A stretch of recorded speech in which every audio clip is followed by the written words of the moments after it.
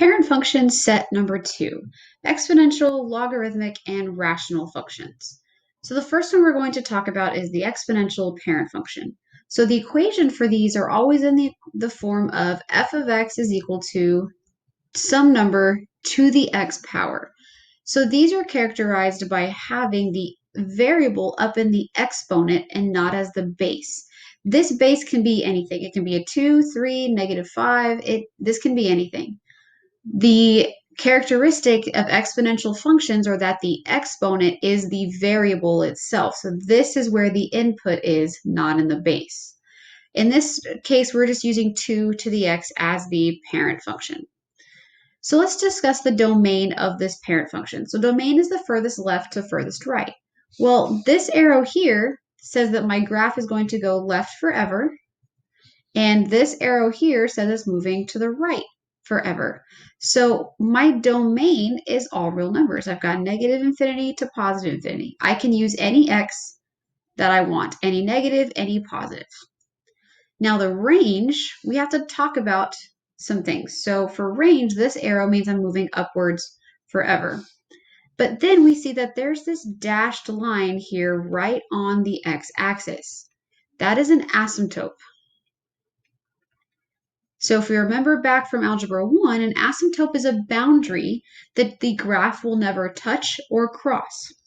So since there is an asymptote sitting on the x-axis, that means my y value of 0 has to be an open circle. This function can get as close to this 0 as it wants. It can have 0.01, 0.001, 0.0001, but you will never hit 0 on the y. So when we do our range, we have to have a parenthesis 0 and then up to infinity. I can have any number as long as it's above 0. I'm not allowed to have 0 in my range. And we can talk about why shortly. So the asymptote, that is that boundary line that our graph cannot touch or cross. So for the exponential parent function, it has an asymptote at y equals 0. This is that boundary line. This is what is different between this parent function and the last group that we had, is all of these are going to have an asymptote of some kind. It's going to have a boundary line that it can't cross. So let's talk about an x-intercept. Well, if my asymptote, my boundary is sitting on the x-axis, well, that means I'm never going to be able to hit the x-axis, which means I will never have an x-intercept. There isn't one that exists for the parent function of exponentials. Our y-intercept, however, is still here at 0, 1. So these don't touch the origin like the other ones did. This exponential function does not hit or go through the origin at all. And then finally, let's talk symmetry. This does not have any symmetry either. There's no rotational symmetry. There's not an axis that it can be folded over and be the same on both sides. The exponential function does not have symmetry. Let's talk about getting a table. So a table of values. So let's talk about the domain. The x's that I'm allowed to use are negative infinity to positive infinity. So I can use any numbers that I want. So I'm going to stick to the plane -2, -1, 0, 1, and 2. Let's stick with those. So for the process here, we're going to do f of x equals 2, and then we're going to put our exponent as our x value. So the first one is going to be 2 raised to the -2 power. Now, if we remember from Algebra 1, if we have a negative exponent, we put that in the bottom of a fraction. So this is really 1 over 2 squared, which is an output value of 1/4, or 0.25. For our second input value, we would have 2 to the -1st power. And again, a negative exponent means we're going to place it on the bottom of a fraction. So 1 over 2 to the first is simply 1/2. Then let's try our third one. So we have f of x equals 2 to the 0 power now. Well, again, if we remember from our rules of exponents from Algebra 1, anything to the 0 power is equal to a 1. And there's my y-intercept, 0, 1. Anything to the 0 power is a 1. So if 3 to the 0, 5 to the 0, 1,000 to the 0 power, that's why the intercepts are always at 0, 1. And now let's get into the positives. F of x equals 2 to the first power. Well, 2 to the first power, that's a positive exponent now. Well, 2 to the first power is simply 2. And then we have f of x equals 2 to the, and then now this will be the second power. Well, 2 squared is simply 4. So I could keep trying to do these. I could do smaller and smaller negative numbers. I could do 2 to the negative third, 2 to the negative fourth, 2 to the negative fifth, and you'll never hit 0. You're just going to get smaller and smaller fractions until you get really, really close to 0. But there is no exponent that when you raise a number to an exponent that you get a 0 back. There is no exponent that will do that, which is why there's an asymptote here at y equals 0, because 0 is not an output that you can actually have. Now let's talk about the logarithmic parent function. So for the logarithmic parent function, this equation is f of x equals log of x. So again, this parenthesis is not multiplication. This parenthesis here is telling us that I will take the logarithm of whatever this number is. So we will talk more about what a logarithm is down the road. But for now, we need to notice that this graph here is like a sideways, it's like a curve, it's a sideways L. The exponentials look like an actual L. It starts at the bottom, goes to the top, or it could come down this way as well. So logarithms are like an L going on its correct side. The logarithms are sideways. So exponentials look like actual L's. Logarithms are sideways, like they've fallen over. So let's look at the domain. So the domain is the x's left to right. Well, on this one, here's that boundary line that we had earlier. That's the asymptote this time. There's the asymptote that time. So the boundary line now is at x equals 0. So what that means for my domain is I can get as close to this 0 as I want, but I will never get to the left of it. So 0 is actually my low end, but I can't include it because it's an asymptote. I will never actually hit an x value of 0. And then the furthest to the right would be this arrow here, and that's going to go to the right. So my domain is 0 to infinity, but I cannot include 0 in the domain. Now for the range, this arrow here, this graph, it makes an L, and then it gets really close to that asymptote and continues down forever. So I have negative infinity, and this arrow here kind of tilts up just a little bit. So I have negative infinity all the way to positive infinity for my range. So the range on this one is all real numbers. The domain is restricted. I'm only allowed to have numbers greater than 0, but not equal. And now let's talk intercepts.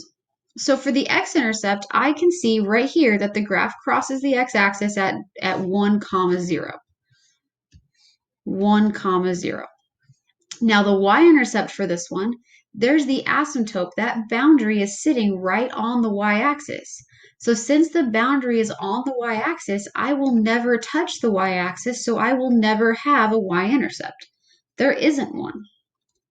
And the same thing with symmetry. There is no symmetry to this function. There's no line or axis or anything that I can fold this over and get the same function on both sides.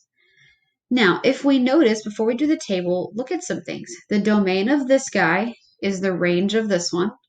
The domain of this one is the range of this one. These are what we call inverse functions. So these will actually undo each other, just like addition and subtraction. That's something else we will get into later on. So all of these functions are related in some way.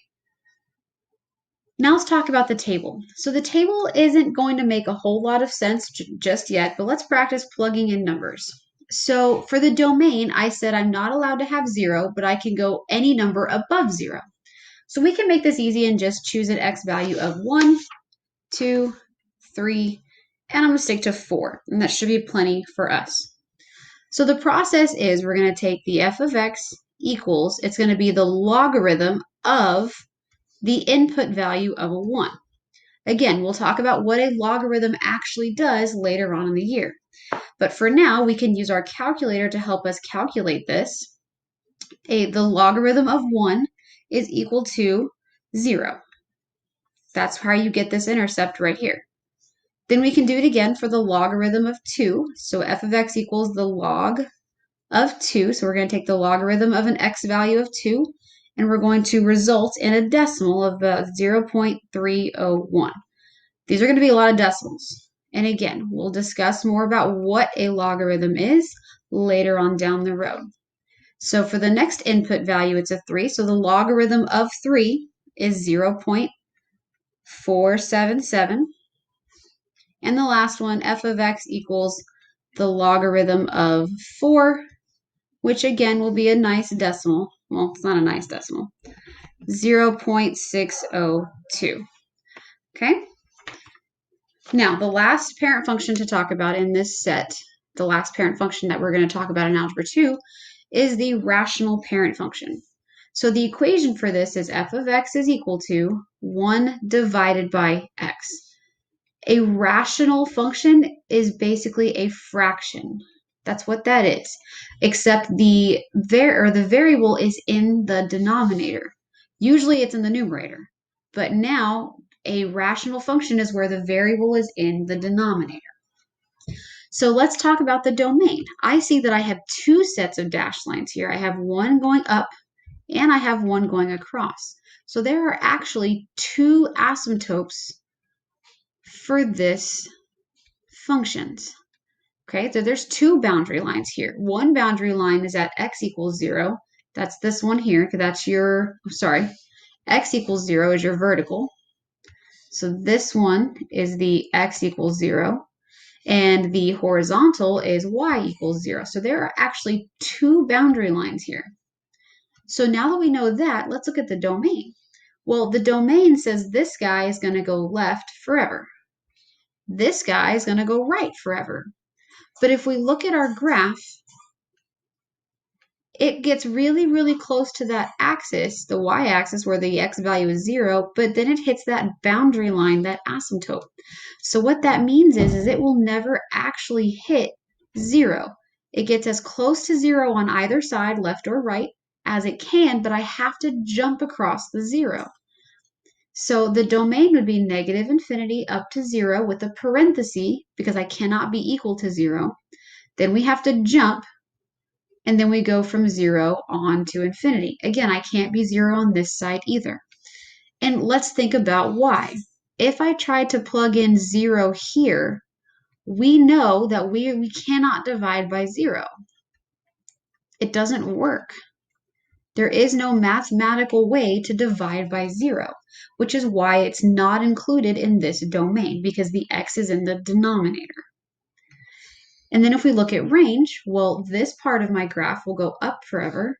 This part will move down forever, but it kind of has the same pattern. It gets really close to the y-axis and then goes upwards. This guy gets close to the y-axis and shoots down. So I don't ever have a y value of 0 either. So these two asymptotes, what they have done is they have made us jump over 0 for both the domain and the range. Since there's two of them, I can't have 0 anywhere. A 0 is not a possible input, and it's also not a possible output. Now, since the boundary lines are directly on both axes, that means my intercepts also don't exist. It will never touch the x-axis because of that boundary line, and it will never touch the y-axis because of that boundary line. Now, this actually does have some symmetry. This is symmetrical over the line y equals negative x. So if I were to graph the line y equals negative x, and I'll do it in orange. So here's the graph, here's the line y equals negative x in dots. If I were to take this piece here, and reflect it over, flip it over y equals negative x, I end up with this other half. So this may not have any intercepts. It may not be able to include 0, but it does have a symmetry over y equals negative x. So this line is this function's axis of symmetry. Now we've talked about the graph and how the graph looks. Let's discuss our inputs and outputs. So on the inputs on X, if I look at my domain, it says I'm allowed to have all the negatives up to 0, but I have to skip 0. So I can do -2 and -1. I just can't use 0. So the next possible input, or a nice input, will be a 1 and a 2. And I could keep going. I could do 3 and 4. We could. But I can have any negatives and any positives. I'm just not allowed to actually have an input value of 0. That's the one I have to skip because I can't divide by 0. So if you look at the process to get the outputs, we're going to do 1 divided by the input of -2. Well, 1 divided by -2 is just -1/2. Then if I do f of x equals 1 divided by the next input, which is -1, 1 divided by -1 is -1. Then if I take the next one, I have to skip 0 because I can't divide by 0. So then I do 1 divided by the next possible input is a 1, and 1 divided by 1 is simply 1. And I'm going to do the last one. F of x equals 1 divided by 2. And well, 1 divided by 2 is just a half. We'll do one more. And then for the x value of 3, I have 1 divided by 3, which is simply 1/3. Okay. Now, let's look at some characteristics, because again, there's some few things that we're going to need to memorize here. We need to make sure we memorize the names of these functions, the equations of these functions, and their graphs, for sure. So the names, equations, and graphs are 3 things we need to memorize. For this set, I would also memorize where their asymptotes are. Remember where those boundaries are for these. That'd be something helpful to memorize as well. So let's do a real quick recap. So rational functions have the equation y equals 1 over x. They look like 2 L's that are reflected from each other in the top corner and the bottom left corner. The logarithmic function has an asymptote at the y-axis. It's a boundary line here, and it looks like an L that's fallen on its side. And then an exponential is anything with a base and the exponent is a variable, and this looks like an actual L. And that's your last set of parent functions.